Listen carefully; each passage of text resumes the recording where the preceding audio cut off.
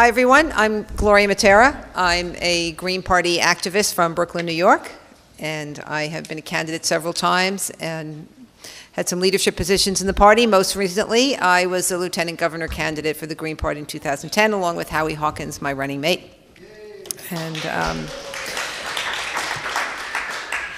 And I do want to say just very quickly, we in the Green Party in Brooklyn had a showing a month ago of Gasland. I have to say, personally, I wasn't impressed with the Scott Stringer and Maurice Hinchy appearances, but the expert we brought in to frame the discussion and lead the Q&A was our very own expert, Carr Arnold. And in that room, everybody signed that petition, over 80 people, and everyone believed in a statewide ban. There was no debate about anything else. All people wanted to know in Brooklyn is, what are we doing next to make this not happen? So I want to say there is a lot of support downstate in a lot of different ways, and it's great to be here to hear about that. I think sometimes the most demobilizing and demoralizing experience for activists who are working really hard in an issue for almost every day of an entire year is election day and the day after, because there's often no way to vote for what you've been working on all that time. I think Rachel did a wonderful job of showing you how unfair and how difficult it is to navigate New York State election law, and even Ken's presentation talked a lot about that and how you have to focus on being very careful about getting people on the ballot and who you select and how that works. And I think it leads into, I think, the very earliest things that said this morning when Ben said it's not a gas drilling problem, it's a democracy problem. And around voting, there's a lack of democracy. And so I think for us, as a political party, now as once again a ballot status political party, we are really trying to link the issue work that people are doing, and many people in the Green Party actually doing this issue work too, to electoral campaigns. And so why would you do an electoral campaign? Why do you want to be a candidate in a third party, in a party like the Green Party? Well, first I'm going to ask, how many people have ever run for office, town board, school board, anything? Okay. All right, not a lot, but how many people have helped candidates, ringing doorbells, making phone calls, giving money, signing petitions? A lot more people, okay? And so last question is, how many people have been out there in between July and August in the sweltering heat at a county fair upstate or in the bowels of the New York City subway system getting 30,000 signatures to get your candidate on the ballot to be equal to the other two corporate parties? It's not fun, okay? And so we don't have to do that now, but we do want to say it's really, the election law piece is very important. And, you know, being able to get on the ballot in a way that's fair, unlike independent campaigns. If someone just says, hey, I want to run for office and I want to be the anti-hydro fracking party, or I want to be the single-payer healthcare party, which is all kind of sounds very catchy, is what being part of an independent political campaign really means. So you heard the whole, you know, the ballot status, the unfair election laws, the unfair campaign finance laws, even just our very own Mary Jo Long, last time she ran, most people may not be able to see this, but if you just want to be an independent candidate and be a maverick and challenge everyone, you will find your name all the way down at the bottom where people can't even see you because your placement on the ballot isn't even equal to ballot status parties.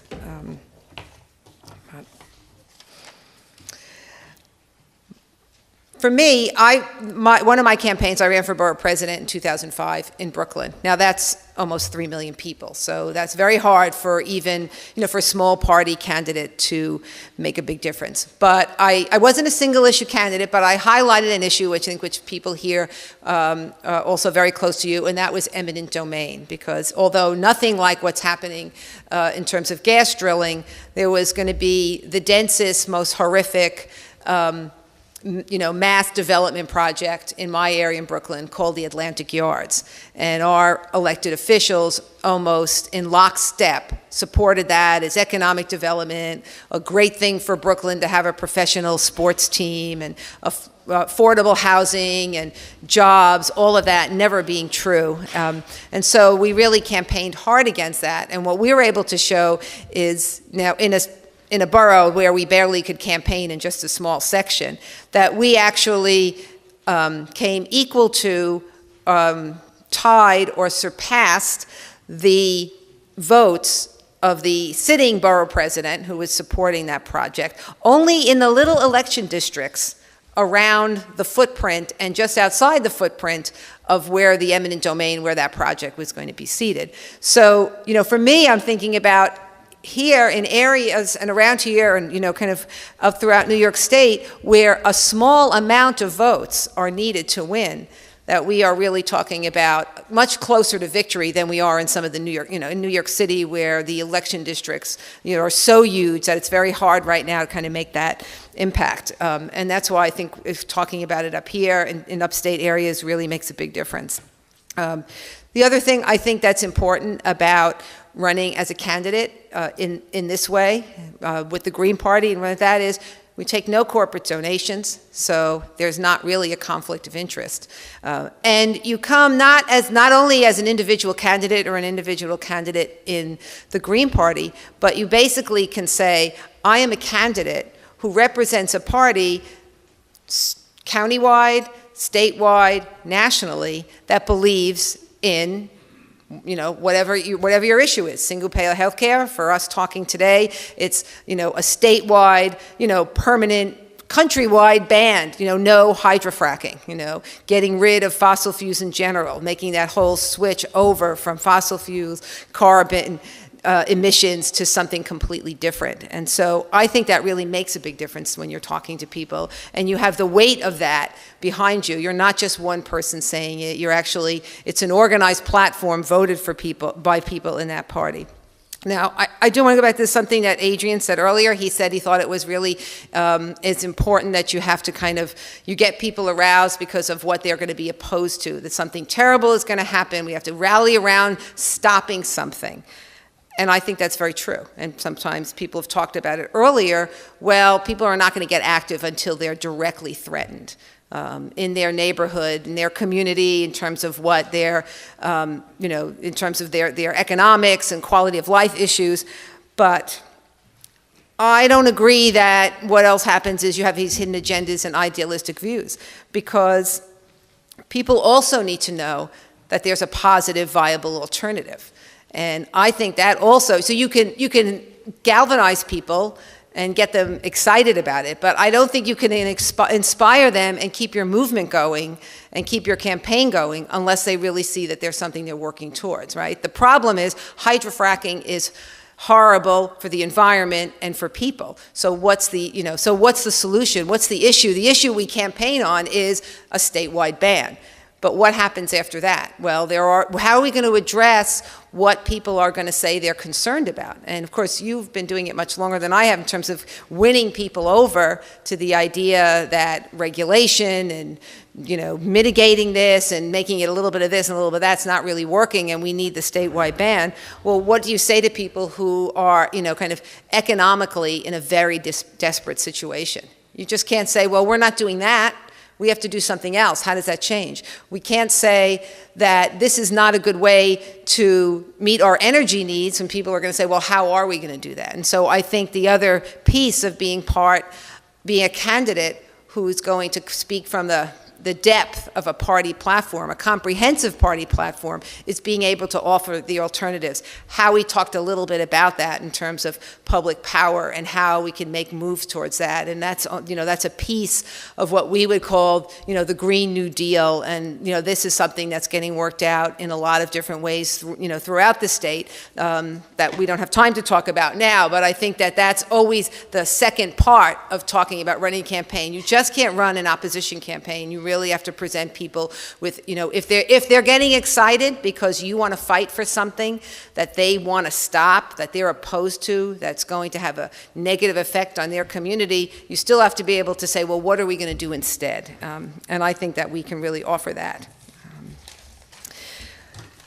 The other thing I think that's really important is what's come up in the discussion earlier is that, well, there has to be this kind of shift in political power. in the political discourse, right? We want to move away from regulation, mitigation, some of the things that we're considering barriers, perhaps, or smoke screens to really promote the idea and get more people on board, more politicians or more candidates on board in terms of a statewide ban. So, I mean, that's not easy for that to happen when the money for both Democrats and Republicans often come from the industries that really want to take this up and that are going to be benefiting from gas drilling. And so we can't take those kinds of donations. We don't, obviously that puts us at a financial disadvantage, but it also means that people who want to be able to put their money where their vision is can be able to do that. And that's who makes the decisions and who helps drive the campaign message and the campaign components for a Green Party candidate as opposed to Democrat and Republican. I'd also just say really appreciate Rob focusing on the NGOs in a way that maybe most people don't really do that, especially the big ones, because of course, what's their stake in it?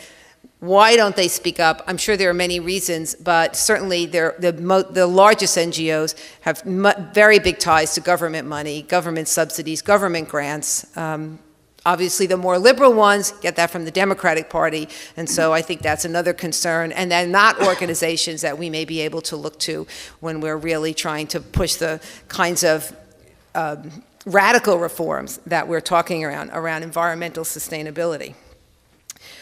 Well, I just want to say I'm also the co-chair of the Green Party of New York State's campaign committee. So, you know, when I came here this morning, I was very impressed to see all these hydrofracking activists. Now, by the end of the day, I'm kind of looking very excitedly at potential Green Party anti-hydrofracking candidates coming up in November. I want to be really clear that I'm available to talk to you about that, even if it's something you've just want to explore and as a possibility. One of the ways that we feel running as a Green Party candidate will be more effective than an independent campaign or trying to do it within the Democratic Party, who's not, as a party, going to support a radical position that we're talking about here, is we can offer you some real support and some real tools. And so we have an infrastructure where you will get help with websites, get access to be on listservs. We have donor bases that we would give to people who are running in our party. We have former candidates, Howie, other people who can come in and help with that. We help build campaign teams. I will say personally, I've just helped the Green Party candidate who ran in Rochester, never had to leave Brooklyn and my family and my job. I was on the virtual phone bank and raising money, did get out the vote for him. So we organized those kinds of things, and all those things take time. It was very impressive to hear Ken talk about what happened in Meredith. But I think in areas where it may be bigger, or we want to run multiple candidates throughout the state with the same message, statewide ban, we're going to need a lot more organization, and I think a party structure is going to be more helpful in that. Where as a ballot status party now, we're helping to organize counties all around the state. So we will have a plan to do that, where people can come together in your county, where you can make a decision about the candidates you want to run under the party. And we have people here, Mike Bernard, Carl Arnold, Rachel Treichler, Howie Hawkins, all are in different regions around the state who are really seasoned activists, experienced activists about this, and will help put county organizations together, local groups together, to start thinking about how we're going to challenge candidates with our own candidates in November. So I'd like there to be time for Q&A, so I don't think I've left too much out. I want to just really be able to say that we are looking very seriously for candidates in November, and I'm looking forward to talking to people here. And if you don't have time, you can email me, my first initial and my last name, gmattera@gmail.com. And so I ask everyone to take this incredible energy and knowledge that you have been using to fight as anti-fracking activists and be someone on the ballot that people who support your views will be able to vote for on Election Day instead of staying home or just voting for the lesser of two evils. So, thank you. How do third-party candidates, Green Party candidates, make sure they participate in these public forums and debates? As a ballot status party, we are afforded that right in general, more than when we were not a ballot status party. Independent candidates rarely get that. Of course, there has been exclusions before for candidates, usually on a more national, statewide level. We do have to argue for that. But locally, we find that even when the Green Party was running without ballot status, that people wanted to hear. Our recent candidate, Alex White, for mayor in the city of Rochester, they were doing about 2 candidate forums a week for that special election. He was invited to almost every one. But as a ballot status party, it's a little easier for us to be able to do that. My question is, are there any potential targets to make this issue very viable in the public light? And also, I'm just wondering, I think Schumer is now the head of the Democratic Party Policy Committee. And I think that gives us, you mentioned the corporate money going into that party and the Republicans, it might give us a good, it might give us some good ammo to challenge him. So is the question, are we targeting particular seated elected officials or areas? Yeah, or do people here think that there are good targets for us this election year? Well, I think that needs to be, that's part of our candidate recruitment, and we would like local areas, especially for the elections coming up now in November, in terms of village elections and other elections upstate, to be able to tell us if they think it's, we also have databases and we can help do that kind of work, to be able to look at past voter history, how people voted, how often they came out.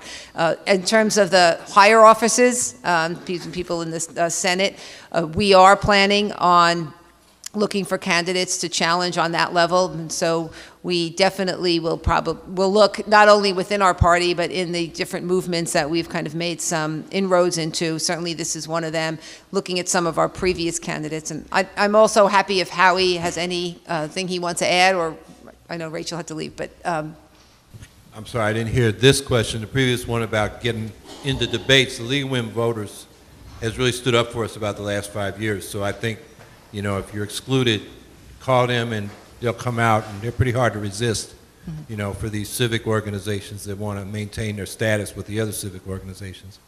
I'm sorry, I didn't hear this question, though. The other one was really, are we looking at targeting any areas or particular elected officials already, Schumer and other people, whoever's coming up for re-election soon? And I said, we're still looking at that.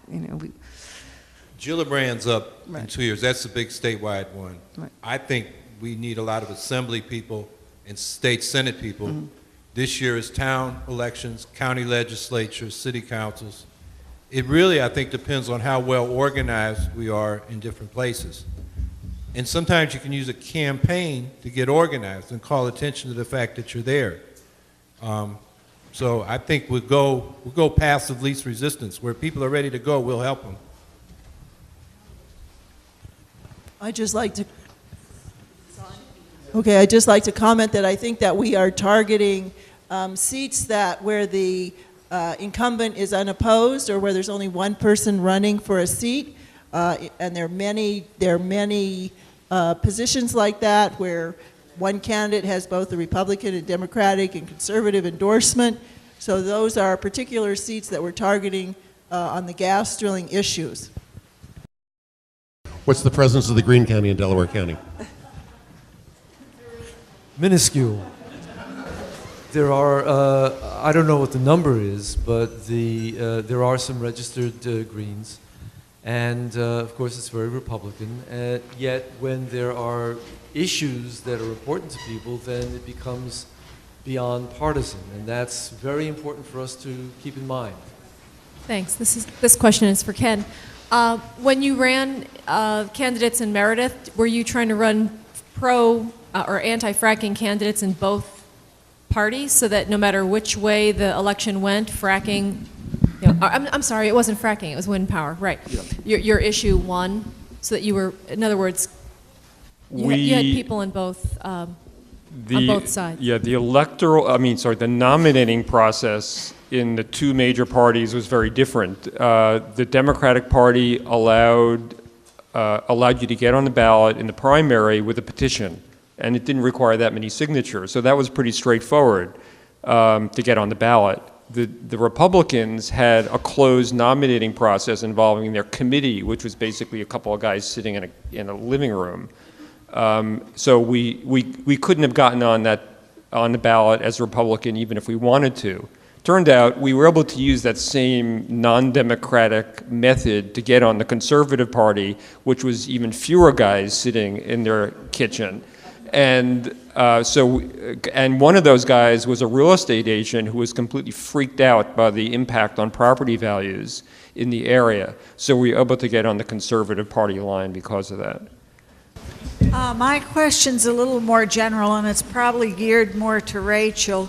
And that is, recently there was legislation to force the gas companies to reveal what's in the fracking fluid.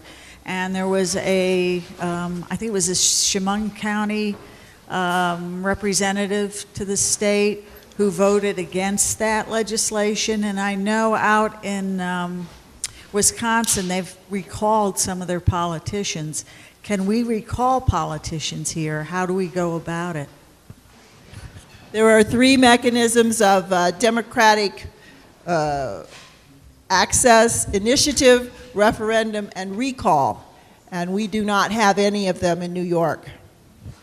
I just want to make the point that in Otsego County, we've been stressing the fact that a ban and our opposition to fracking is a nonpartisan issue in an attempt to appeal to as many people as possible and peel people away from the leadership of some of the political parties and so forth. So just kind of a cautionary note, and kind of along the same lines, I think, it seems important to us to run candidates on as many lines as possible, which is what I think the Meredith example showed, right? The conservative and so forth, and also having an independent line, and we hope to run some candidates on a sustainable Otsego line as well. So fusion and trying to be nonpartisan, kind of officially, in order to have as wide an appeal as possible. Because after all, we want to win. We don't want to just make a showing or be on the ballot. We actually want to win this battle. Just one comment on that, which is that one thing we discovered was that there was a lot of resentment towards some of these entrenched people, completely independent of our issue, and we were able to tap into that to some degree, including the non-democratic way that people were nominated in the Republican Party. So we got people, sort of willing, just basically pissed off at those people who were willing to come to us in part because of that. So, the fact that these people had been in power for 20 years, it's a little bit like the Mubarak effect. It didn't mean that they were going to be there forever, and it did imply actually that there was a lot of sort of underground resentment that people were not willing to speak publicly.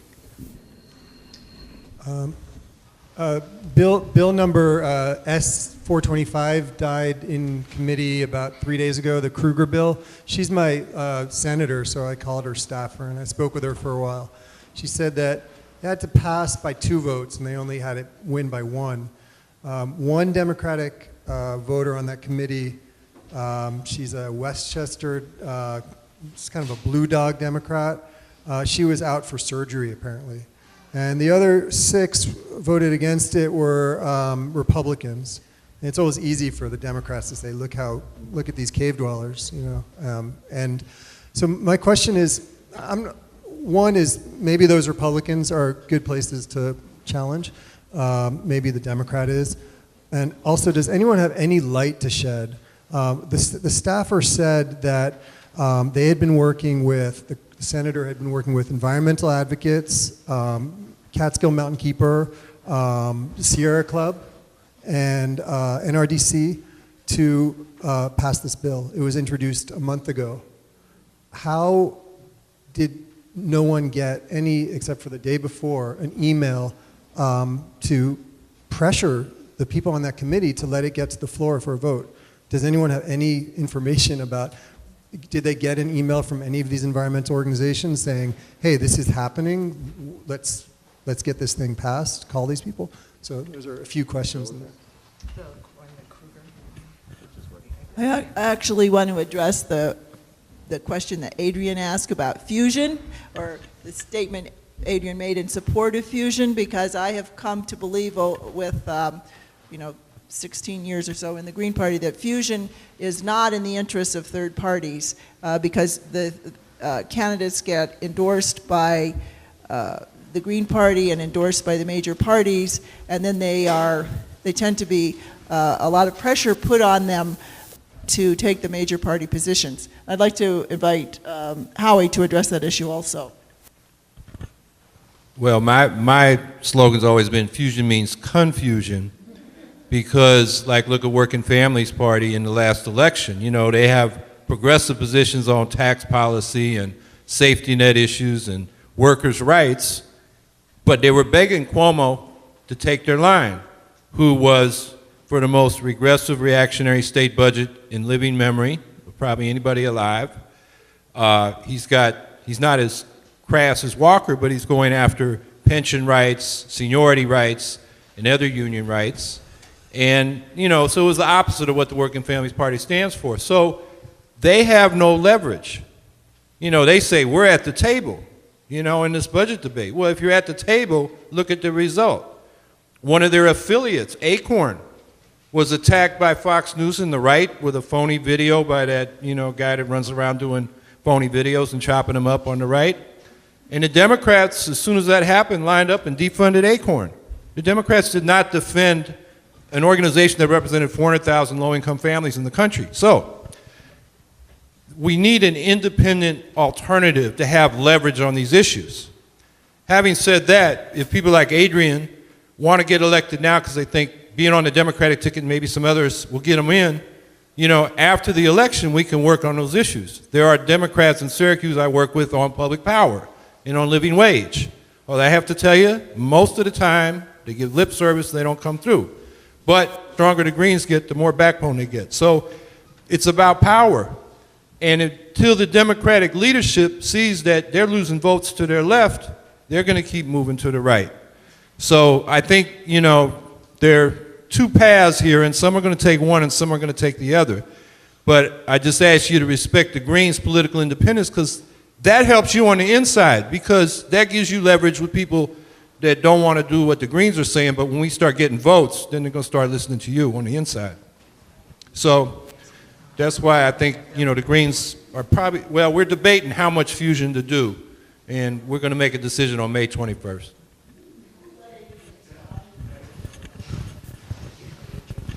I love my old friends from the Green Party, and I'm glad to see so many of them here. I guess we don't want to be in a situation where it's a question of, does the anti-fracking movement have to join the Green Party to be successful, or does the Green Party have to join the anti-fracking movement to be successful? So I think, I still think to win elections, you got to have more. At this stage, maybe someday, the Green Party will carry the day totally, but at this stage, it's not going to work all by itself, and I think we do need to run on other ballot lines where we can. And anyway, if we want to stop fracking. My goal is to ban fracking right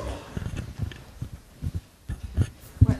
I don't mean to get the last word, but I will. The Greens have elected people. We've elected 3 mayors, half a dozen city councilors, a bunch of school board people. But it takes a while. I mean, a lot of these races, particularly local, are down to the individual. People, if they don't know the individual's running, then they're going to vote for the party that they normally vote for. In most upstates, that's Republicans. They think it'll lower their taxes. Of course, the Republicans don't do that. And the Democrats are supposed to stand for the little guy, and they don't do that either. And we've had some Greens that haven't done what they would say, too. I mean, it's all over. But local elections are very personal. So I think there's a real opportunity to win as an independent if people know who you are and you get yourself introduced. I work with the small towns in the Skaneateles watershed, and I just wonder if anyone can shed any light on this. The first little town I went to, 3 of the 5 town board members were leased. And I understand there's a process through the county with the Board of Ethics, but the ask has to come from the town, from a governing body. It can't come from a citizen. So does anyone have any strategy for me there? Because I don't want to make things more divisive, but I do, when I go back around the lake, want to call them out, this one town, on it. And how do I do that diplomatically? Or do we have to wait till the next election and get new board members? The town should have a written policy on conflict of interest. Actually, it has to have a written policy on conflict of interest, which they may have trouble finding. because it may be from 1970 in a, you know, much harder to find in the comprehensive plan. So that's something to work from, but at least from, you know, we dealt with this a lot. Those conflict of interest policies are mostly pretty toothless and mostly don't, at least the state law, from what I recall, doesn't apply unless it has to do with contracting. So, in other words, if the town is signing a contract with the gas company, then that person would have to recuse themselves. But if it's simply on legislation where the person has a financial interest, they may not even have to legally disclose it. The most that they usually have to do is disclose that they have the conflict, and then they can still vote on it. So, but I think it's still a powerful issue on an electoral level that, you know, that these people are deciding on policy. Do you want this person deciding on policy when they have a financial interest in the outcome? Yeah.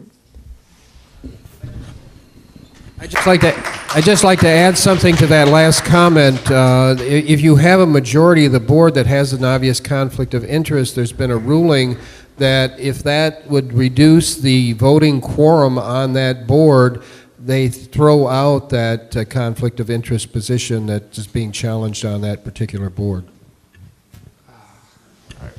You know, honestly, I remember looking at this and not actually getting a clear answer. Do you have any?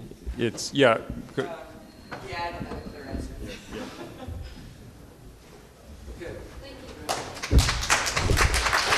Thanks to Ken and Gloria.